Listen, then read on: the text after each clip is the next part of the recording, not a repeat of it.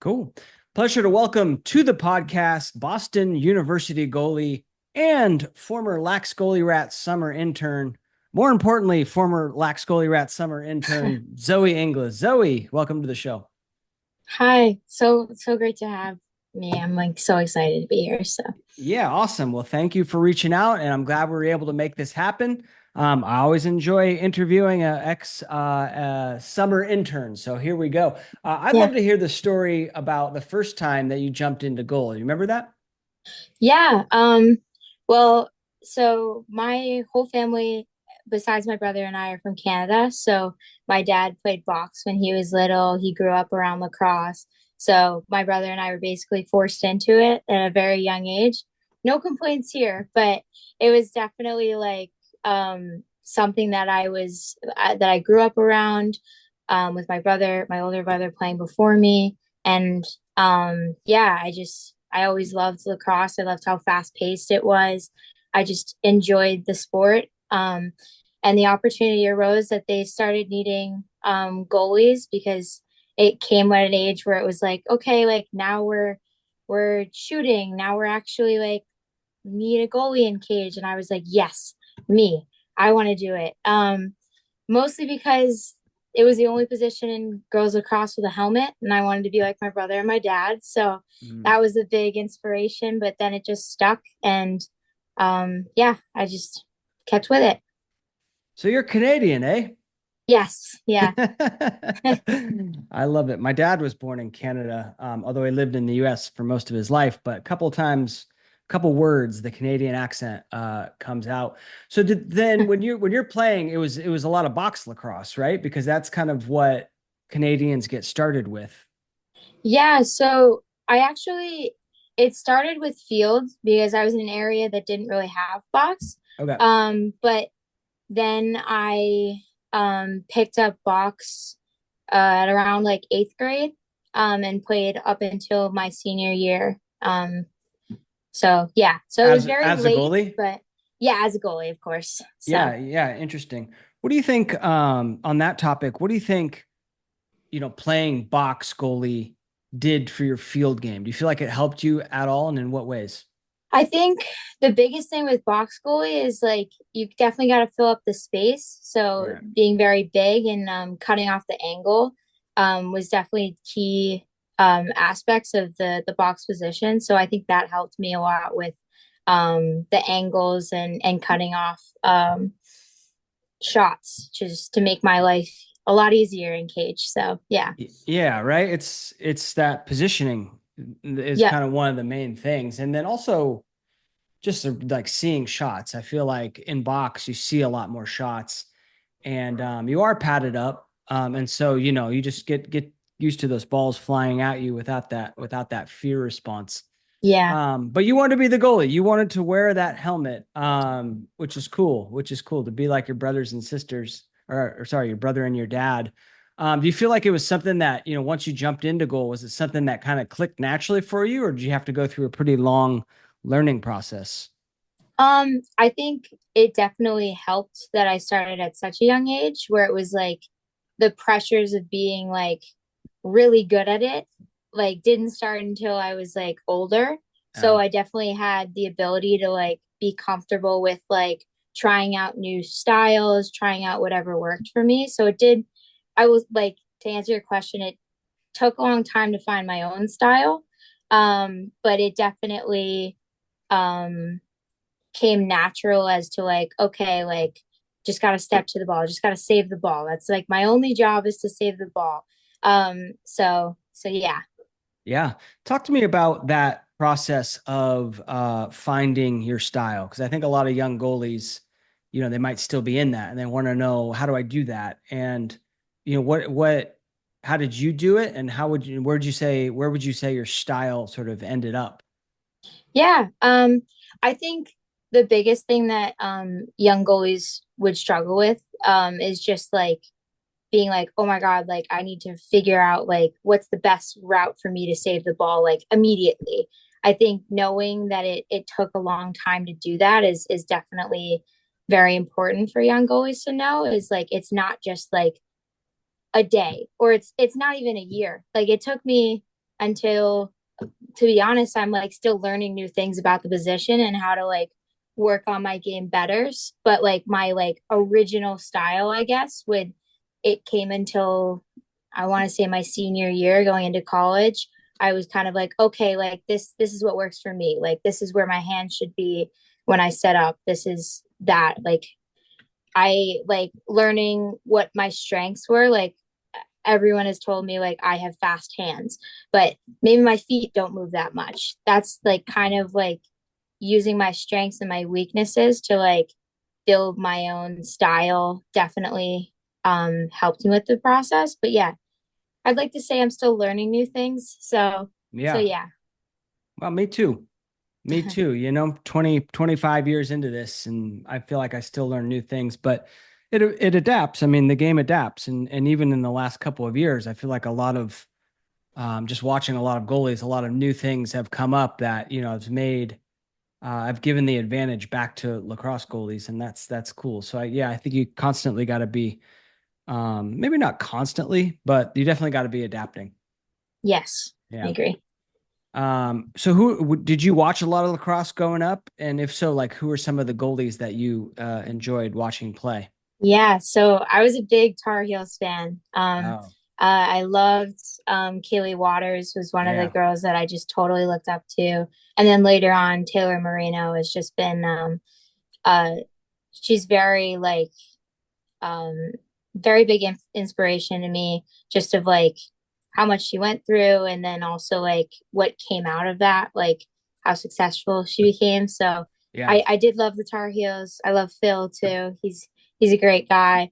The assistant goalie coach at UNC. So Okay. I think those were two people I really looked up to. Um, yeah, I'd say those two. Good picks. Good Yeah, picks. Yeah. I mean, Kaylee and Taylor are both awesome. yeah, They both presented at the Goalie Summit event that I host, and Taylor a bunch of times. And yeah, her story is pretty incredible. Um, so yeah, awesome. yeah. Um, what would you say is your favorite part about being the goalie, Zoe? Um, I think the best part about being in cage is like coming up with an amazing stop or just like not even an amazing stop, just like saving the ball at a time that like really matters. It just like totally the thing about like a goalie position is if you save that shot, it can shift the game like immensely. And I think that's like super valuable. It's intimidating because you're like, okay, like I've got one role to stop the ball from going in the net. But it's also like I could be really good at that one role and it could help so many different things on the field.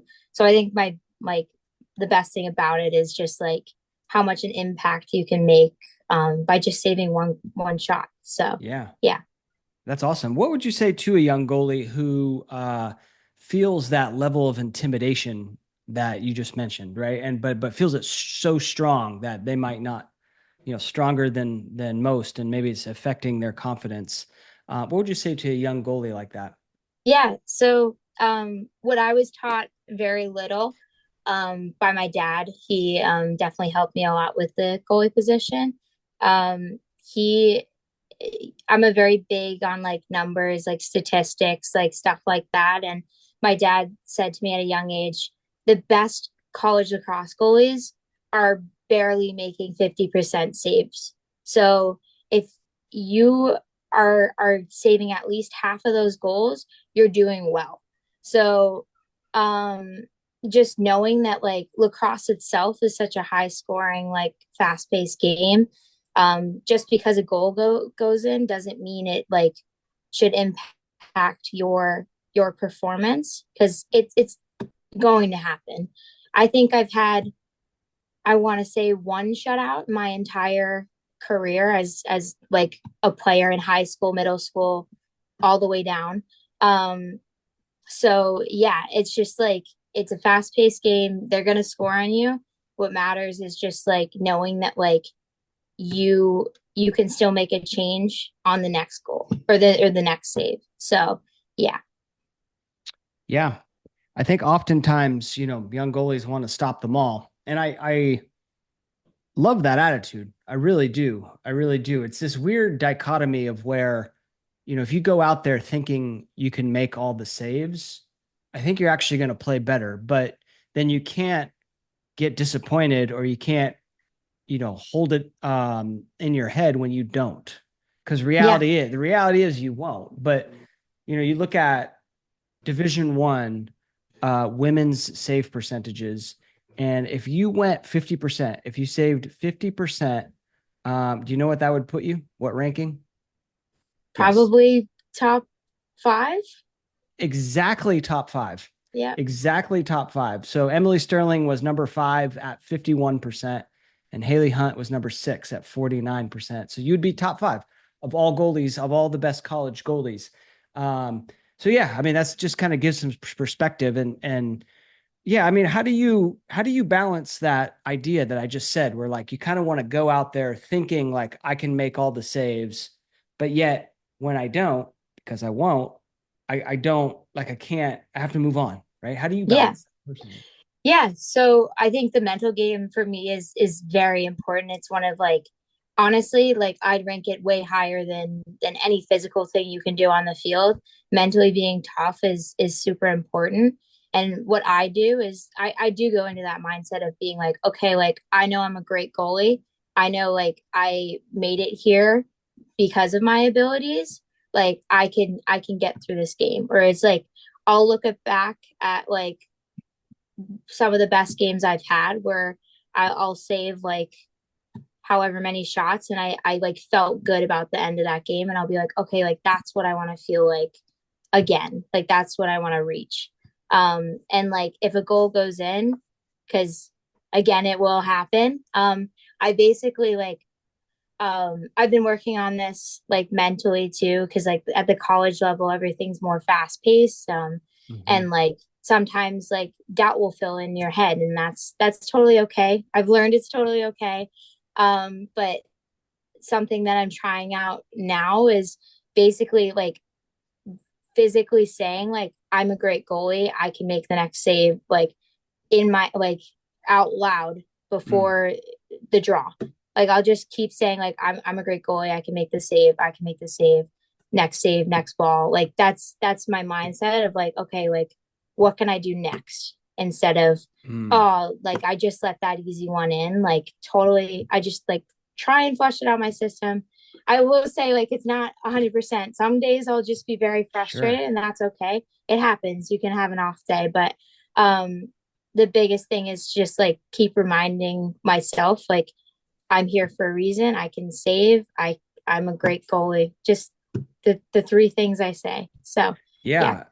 And you do that with the positive self-talk. I mean, that's kind of what we're talking about Yep. right now, positive self-talk. I remember at that Lacrosse goalie summit with Taylor Moreno that I mentioned, somebody asked her, what advice would you give the young Taylor Moreno? And that was exactly her advice, was work on your positive self-talk, because it really impacts your mental game, right? And there's this little, like, I don't know if you've ever seen it, but there's this little like sports psychology triangle, and it's a triangle, and it's got at the top, it's got like your thoughts, and then it's Mm-hmm. got your actions, and then it's got your emotions, and they're all like connected. So, if I say something positive, like I have a positive thought, that's going to impact my actions, that's going to impact how I feel.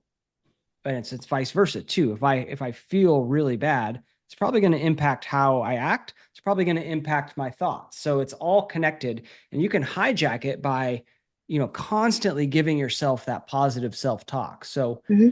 pick a couple phrases, right? And I love the ones that you have. Write it down on your wrist or your throat guard or someplace visible, and yeah, just constantly be feeding yourself that positivity, right?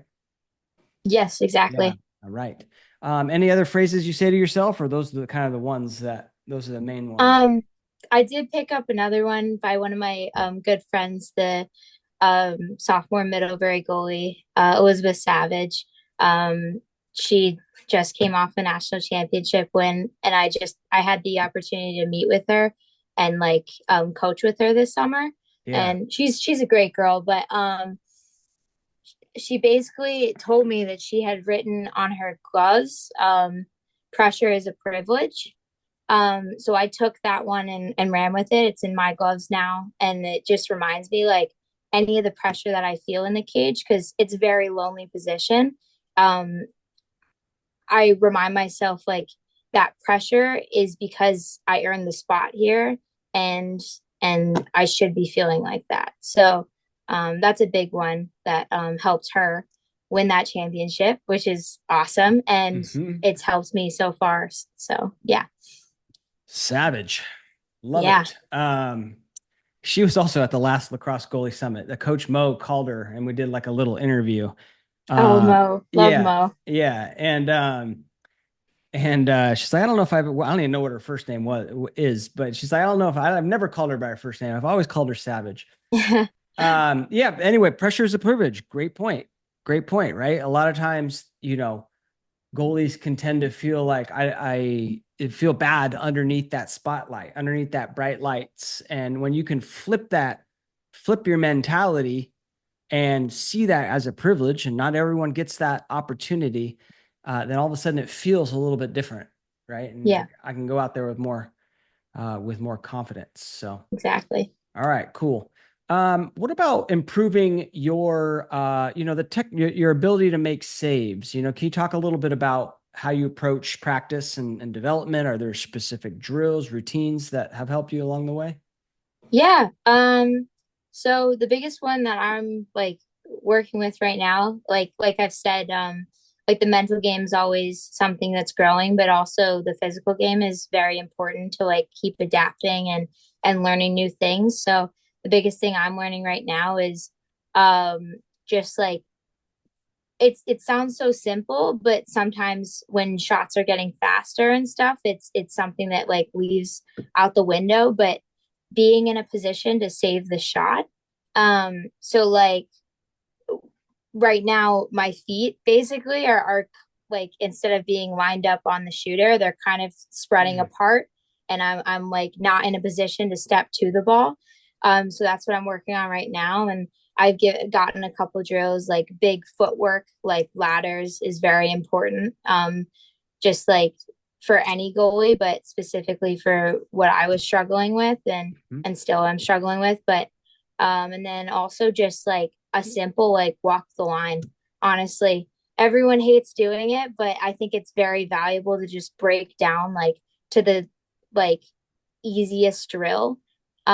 So you can like focus on just like that repetition of like, okay, my feet are set in the right position and I can step properly. So that's what I've been working on. I'm also a big fan of wall ball, which is something that I feel like goalies don't really do that often just because like their biggest concern is like saving the ball. They forget that clearing is also a very important part. But as the game gets faster at the college level, I think it's very important to like be able to like be comfortable with your stick and just trust in your like capability of like throwing the ball and handling yourself under pressure and everything like that. So those are my big three right now. So Awesome. What do you do for your wall ball routine? Are you with the goalie stick? yeah, Um, I do it with a goalie stick. Just for me, it's like big. I'm big on like getting comfortable with my pocket and everything like that. Cause, mhm. yeah, so I'll do, what is it? 20 left, 20 right, sometimes 25 right. Cause I'm a lefty. So I'll usually sometimes do more on my right because I'm not totally comfortable with it. And Okay. then I'll do, we're doing these over the shoulder passes right now. So we're working on those. I do a couple Twizzlers just to like get my stick like being able to like do the movements. I'll do BTBs for fun, like just keeping it fun because sometimes wall balls sometimes boring, but yeah, just doing little fun things to like get your stick moving and be comfortable with like moving around a lot is very important. What else do I do? I do just like dry saves too. Like I'll have my stick in a ready position and I'll just throw it against the wall and then like step to it. So Mhm. I'll do that for like 10, 20, whatever I'm feeling in the day. But just I try and get on the wall like 5 times a week, like right before practice, whatever. So yeah, just to be that's like one of my biggest routines, I'll say, is just going to the wall once a day for like, it could be like 5 minutes if I'm having a rough day, or it could be like 25. So, yeah. It's therapeutic, right? Yes. Yes. I didn't always love wall ball, but it has become something I really love in college. So, yeah. Yeah, I love it too. I really do. And very, very beneficial to goalies. I'll second that. You know, I Yeah. think that learning to be comfortable with your stick and catching passes and throwing, um, it helps you tremendously, you know, not only with the clearing game, obviously, but also with just making the save. So Mhm. um I didn't quite follow what you were talking about with the feet. Were you saying like basically your feet were, you know, too open, like too duck-footed, let's Yeah, say, pretty and much. you're kind of working on bringing them in? Yeah, so the whole point behind that is my feet being too wide, I'm stepping too laterally. And sometimes that's a good thing, but the way I have my stick and the like what I'm trying to achieve with like um saving the ball, I have to have my feet more in, so I'm stepping more like a 45-degree angle and like above just to cut off the angle better. But right now, my feet are like way too wide for me to be able to like step and actually push off properly. So Oh, that's what we're interesting. Like working on. too wide in your stance, you're saying? Like too far apart? No, like my feet will actually just be like Open. open. Yeah, Yeah, yeah, it's yeah. really weird, but Okay. we're working on it. So Yeah, it is interesting. Well, a lot of goalies these days are using the lateral step as kind yeah, of their primary um yeah, way of making saves. But are you saying that you have more success when you step at an angle? yeah. So I think I mentioned this before, but playing to my strengths. Yeah. A lot of coaches have told me that I have like fast hands. So, and my feet don't move that much. So, if I'm in a position to like get my hands there easily and step to it, then I'll be able to like save it better in theory. Hmm. Whereas, like laterally, like it just opens up too much space for like me to move pretty much. Yeah. So yeah, so that's, yeah. I like it. I'm looking at a picture, the one that you got on your lacrosse, what is this? Sports recruits profile. Do you remember that one? You got the blue sweats on and um, Yes, yeah. yeah, yeah, and the great stance. I mean, to me, that's a really good stance. And if I was going to, you know, show young goalies, you know, an example of a great stance, I would show them that. The only thing that I'm a fan of, I'm a little more of a fan of like angle in the stick, Mm, kind of having your bottom hand sort of right in front of your belly button with a little angle, and you got it yeah. kind of like a little straight up and down. So talk to me about Yeah. how that works for you. Um, I think that picture is taken And ooh, it could be something you last change. year. I don't know. Yeah, Yeah, yeah. no, Okay, yeah. I was about to say I think I've become like I'm not totally lateral. I did have a period in college where I was very lateral, and then I Yeah, just kept having to bring my hands more up just to get across. right. Again, just of like how like my style is. Um, but yeah, so now I'm kind of more, I'm not totally straight up, I'm more like here. Okay. But yeah, like a not totally like 90, but like 85, 80. So it just like helps me like push across and stuff like that. But yeah, it definitely has changed. I think that goes to my point though of like I definitely like be being very adaptable as a goalie is very important because things will Right. change and you'll go through different styles. So yeah.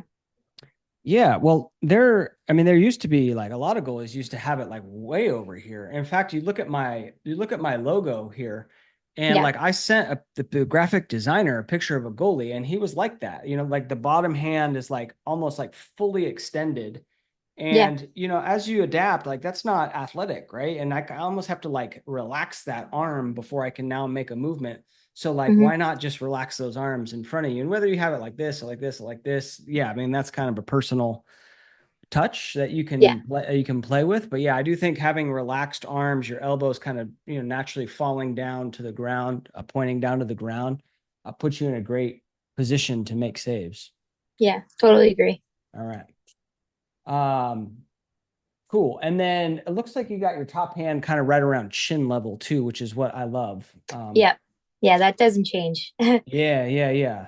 I think a lot of times goalies sometimes they'll have it like, especially if they're short, like they feel like they need to compensate by having it like up at eye level. And to me, that puts a lot of tension on the shoulder so that like when the shot comes, what happens? Like I relax it first. And so I'm coming down and then going back up and Yeah, that dipping. make is Yeah. dipping down. So if Yeah. you're doing that, try lowering that hand in the stance. Could help out a lot. Yeah. Okay. So did you always have dreams of playing, I guess, in college, Division 1, Division 2? Like talk to me a little bit about that. Yeah. I mean, again, grew up a very like big like Tar Heels fan, just of like how good their goalies were. It just like always appealed to me. Also, the colors were nice. So I definitely like, Oh yeah, that light blue. yeah, so clean. But yeah, I definitely grew up like really wanting to go to like that D1 level. I think getting older, like I kind of like made it realistic where I was like, okay, like I'm not the best in the country, I'll admit, but I still really want to go to that D1 level of so I like had time like figuring out like where do I stand, like what schools are achievable, stuff like that. That came like later, like near the recruiting process, which was my going into my junior year. So Mhm. yeah, so I always wanted to play D1. That was always a dream, Mhm. but yeah. And Merrimack College came a calling. Talk Yes. at first, right? You're now at Boston University, but talk to me about kind of your initial process of landing there. Yeah, so I think my process was definitely unique. Um I think it's unique to everyone though, so I'm not alone with that. It definitely took um a long time. I committed my junior year in March, which September 1st is when it opens for like Division 1 coaches to reach out. Hmm. So definitely like longer than like what Division 1 schools like normally are, but it also like abnormal, I'll say. Like I think a lot of young goalies like going into the recruiting process are like expecting that like September 1st call and like people knocking on your door or whatever. Right, right. I didn't get that. That's totally fine. But I landed somewhere, so that was like definitely a plus for me. I went to I don't even know how many prospect days before that day. Um, and during that September 1st, all the way until I committed in March, just to like get my name out there. Sending emails was a very big, important thing. Just like your name, where you're from, like all the information that's like necessary, and just being like, let me know. Just, and I don't know how many emails I sent, um, but I took pride in responding to as many schools as I could too, whether it was D3, D2, just saying like keeping in contact with them because you never know where it will go. Hmm. Um, so I don't know, just for the recruiting process, it was definitely unique, but um, I just I wanted to keep all my options open. And then Merrimack came calling.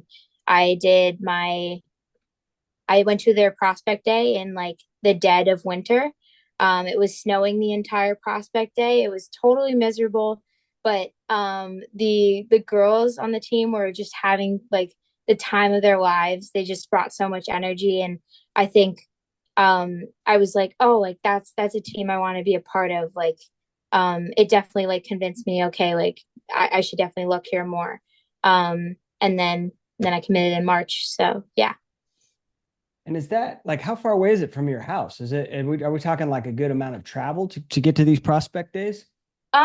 Well, so I'm from Connecticut, so Merrimack is in North Andover. It's about 2.5 hours from me, Oh, not bad. around there. So it wasn't Yeah. far. Yeah. But I went to schools all the way down to Virginia. I went and looked at a school in Florida. And it wasn't like official visits. It wasn't anything crazy. Like, I again am very thankful to my parents that like gave me the opportunity to just like look at as many schools as possible to figure out like what I actually wanted in a school. Like Right. just touring the campus by myself, of like looking around and like seeing if I could see myself there, was a big thing. So we went all across the East Coast. But yeah. What do you think? What do you think's like the most valuable thing that you did to get recruited? Was it those prospect days? The No, emails? honestly, I think it was emails, Yeah. for sure. Just of like, because you never know. I was talking to a school for a couple months, and then they ended up taking a goalie above my class just because they were in need of one. And they were like, we're not in a position to take on another goalie because that would be unfortunate for you, they basically said. I still speak to this coach because he's a great guy, but he during my transfer process, I reached out back to him and just was like, hey, like anything happening, or like do you need another goalie? And he said no, but he also gave me a couple other schools to reach out to that might Mm. need one for Yeah. the transfer portal. So my biggest thing was like always keep in touch with coaches, keep reaching out to them during that recruiting process because you never know like what'll happen. When I got recruited to Merrimack, another coach I was reaching out to and said like it wasn't going to work out. She reached out to the coach at Merrimack. Like just forming connections is very important, and staying on those emails. I know it's overwhelming, but yeah, that's very important. Yeah, it is very important, right? Because you never know. Well, first of all, it's a very small world, lacrosse, and a lot of these coaches like know each other. And Yeah. so, if you get in good with one coach, and like you said, maybe he's not looking for a goalie, but he knows other people who are, and they can act, and he can actually, recommend you to them, or they talk to each other. So it's very important Yep. that you do that. So on the subject of the emails, how do we do it? How do we do it? When did you start?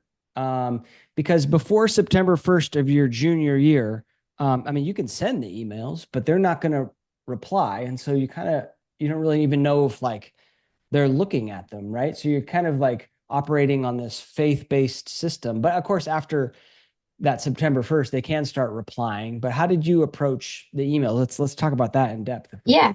can.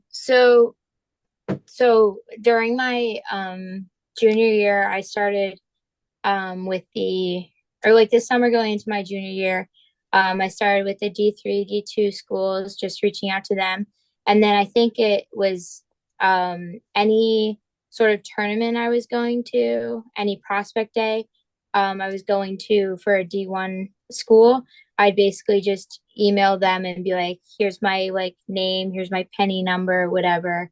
Mm-hmm. My position. I also included what hand I played because having a lefty or being a lefty sometimes it didn't help, but it definitely was something that like um is important to note, because sometimes goalies will take on, or a roster will take on at least one goalie. That's a So good I point. always Yeah. included that. Yeah. Um yeah. And then I think a week before that September 1st day, I just emailed all the schools that I felt like would I had my reach list, and then I had my okay, like I think like this would be a good fit for me. And I reached out to all of them. It was a long process of emails, Yeah. um but yeah, I just included like hope like we can speak soon, whatever, in the bottom, and just send them all off. And then yeah, so that was like going into that September 1st. Cool. And a lot of them replied, yeah? Yeah, a decent amount. So I had good options, which was very nice. But Yeah. yeah, All right. And then talk to me then about your decision to transfer to Boston University, which is where you're at right now. yeah. So the biggest thing I was looking for transferring was currently on Merrimack's like when I was there, they didn't have a goalie coach, which Mm. isn't like necessarily a defining point, but I think for me, knowing what I wanted in a program and like what I wanted out of my 4 years at a school, I definitely wanted the opportunity to learn more. Just because I also want to be a coach when I'm older too. Mm. So it was definitely important for me to get like um, as much coaching as I can within my position and outside of that position too. So I just thought it was the best opportunity for me was to leave Merrimack. So yeah, that was my process. All right. And now you got a goalie, now you got a dedicated goalie coach at BU. Well, she's not technically like dedicated, but she is like the head coach, which I feel like it definitely helps to have like that head coach um She leading. was a goalie. She was not. Okay. But she did learn under a goalie coach. She does have like prior experience, and she definitely has a lot of connections with a lot of coaches who were former goalies, and she'll always reach out to them and everything like that. So she definitely has a lot of connections in her area, and she's Yeah. been coaching for a long time too. So that Right. also appealed to me was like she definitely has some experience in that position. And I also think it like made me more comfortable having a head coach take the time to coach the goalies because it just shows like at least like for me that she definitely like values that position. So yeah. Love it. How do you going into a new group of girls, a new team, how do you form those relationships and how do you become like a good teammate? What's your take on that? Yeah. So going in, I definitely, of course, like going into a new school, it's definitely like nerve-wracking. It was Right. nerve-wracking my freshman year. So it was kind of like the same feeling, but Right. I um I definitely went in with an open mind and just like being as like as I can because I think it's very important to like um, build those connections, especially as a goalie, because it definitely helps on the field. So yeah, I was the only transfer going into this year, but last year they had two transfers who are now seniors. Hmm. So it was good. Like they reached out to me immediately and were like, "Oh, if you need anything, like let us know." Like having that like a couple transfers that I've gone through it, it definitely like eased me a little bit of like, okay, like this is nice. But the sophomore class like immediately took me in. They've been awesome. And then the freshmen too, because it's their first year, it's my first year. We definitely like grown a little bit closer as well. So those two classes are definitely um big connections for me. So yeah. Awesome. And how's the goalie room at BU? Oh, the goalies are great. I love both of them. We have two right now. It's definitely an interesting situation because, well, the reason I had the opportunity to come here, um, the senior goalie last year tore her ACL, um, which was coincidentally also the game we played against them at Merrimack. Uh, So it was, yeah. So they had two on the roster. It was a freshman and that senior, and then she tore her ACL at the game at Merrimack. And then, so the freshmen stepped up, and then they had a backup goalie, um, who was just like a practice player. She actually stepped up and started practicing with the team and now like traveling and now she's full time. I love her so much. She's awesome. Um but yeah, so now there's three of us. We're all sophomores, which is definitely going in was like kind of like, oh, like I'm gonna be spending 3 years with these girls.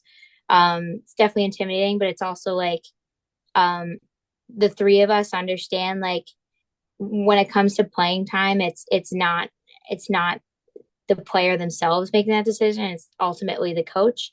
And it's like all three of us, like we get along very well. So it's easy to like have tough conversations or help each other out in like and like criticize each other like in a good way of like, hey, like Right. make sure you step to that, like, hey, watch out for this, like being able to have such a good connection in such an interesting and like a very unique situation is I'm definitely grateful for.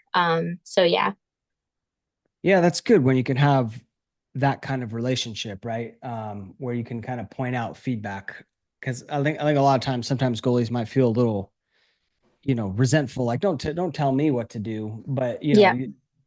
they know they're goalies themselves, and they can kind of be an extra set of eyes and provide you that feedback of something that you might not necessarily be feeling yourself. And even if you do have a dedicated goalie coach, it's not like he's constantly watching just you. Yeah. So yeah, that's good. Yeah. I wanted to ask about, well, good luck in the upcoming season. Now this would be your first season with them, or Yeah, yeah, it's my first season. right, right, cool.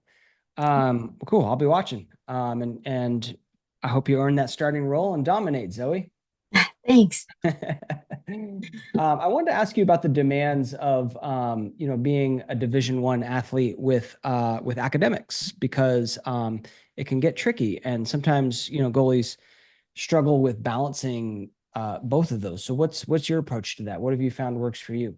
Yeah, so I will say like academics was definitely a big jump from Merrimack to be Boston University because it is a very like academically strong school. So I was definitely like nervous going into that. But I my biggest like piece of advice is just like staying on top of things like every single day. And I think like um I kind of use like lacrosse as like a way to like help myself understand like school and like keeping up with academics and stuff like that. Like I use like the just like save the next one, whatever. In that mindset of like, okay, like on to the next assignment tomorrow. Like I just keep like going through it and going through those motions of like, okay, like I need to do this, I need to do this, next thing, Mhm. just to plow through everything. The scheduling itself, it's overwhelming when you look at it, but you get used to it. I feel like the first month is like they say like the first month's an adjustment, the second month's routine. So I think that's definitely very big. Here is like figuring out like what days you can fit in, like for me at least, like fit in some wall ball, and then what days can you fit in studying for that test, like just marking out like every single hour of the day, which sounds so overwhelming, I will say, but it definitely like it works for me where I'm Mhm. like, okay, like if it's from 9 to 10 I have class, but 10 to 11 I have a break, maybe I'll just start the reading on the next chapter or and stuff like that. So just filling up the days with as much as you can definitely helps. So yeah.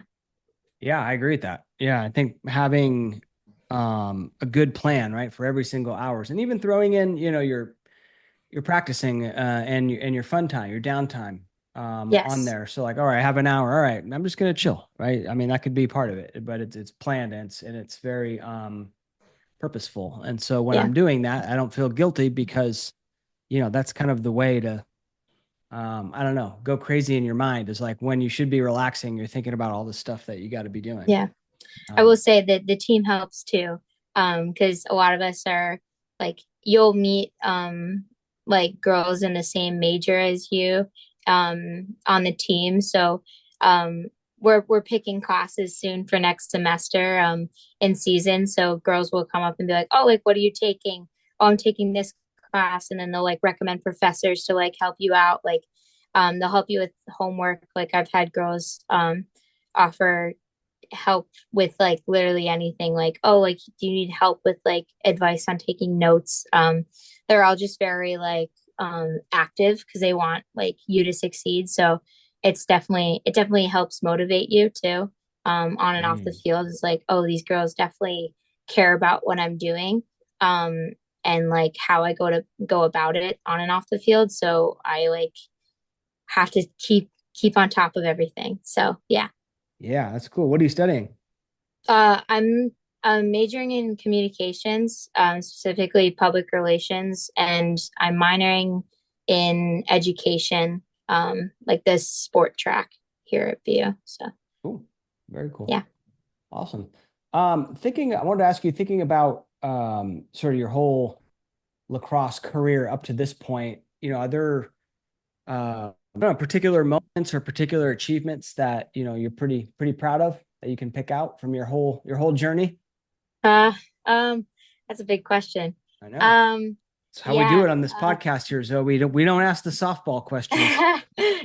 Yeah. Um, hmm. I it sounds so crazy because it feels like a full circle moment, but um when I was at Merrimack, my first start was the first game against Boston University. So it's definitely like a full circle moment. I felt like I achieved what I wanted in that game of saving as much as I could and like keeping my team like in the game as long as I could, which is like the full 4 quarters. So yeah, I think that was like the biggest moment for me, and I felt like I had control on the field where like people were actually like listening to me, and I think that's a big thing as a freshman going into their first game in the season and first like starting game was like the nerves of like, oh, like what if people like don't trust me enough, what if people like aren't listening to me on the field, like I had a lot of like moments where I was like, oh, like maybe like they don't trust me, whatever. I just kind of had to like flush that out of my system and be like, all right, like the best thing I can do is show them that they can trust me and show them that like I deserve to be in this spot. And I think like the biggest thing with me on the field and what I'm like most proud of with myself is like um having the defense work for me um is awesome, but I think what's most important is showing the defense that like they should be working for you because you're actually like putting in the work yourself. So yeah, that was my my favorite moment of my at least my collegiate career because it, Yeah. it definitely feels like a full circle of like because now I'm like playing with the girls that I literally played against. Like I remember some of them on during that game, and now I'm like friends with them and like teammates with them. It's interesting, but it's very funny. We laugh about it all the time. So yeah. Yeah, that first start is always a very memorable moment, regardless of how it goes. And if you can, have a good outing, then it becomes even more memorable. I remember my first start my junior year of college, and I remember like it was yesterday, and it was great. It was a wonderful moment. So congrats on that. Thanks. Yeah, cool story. Okay. And then, and you were a summer intern a couple years ago. I don't know if you remember anything about that program. I do. It was Yeah. great. Yeah. Talk to me about what you learned there. That'd be cool. Yeah.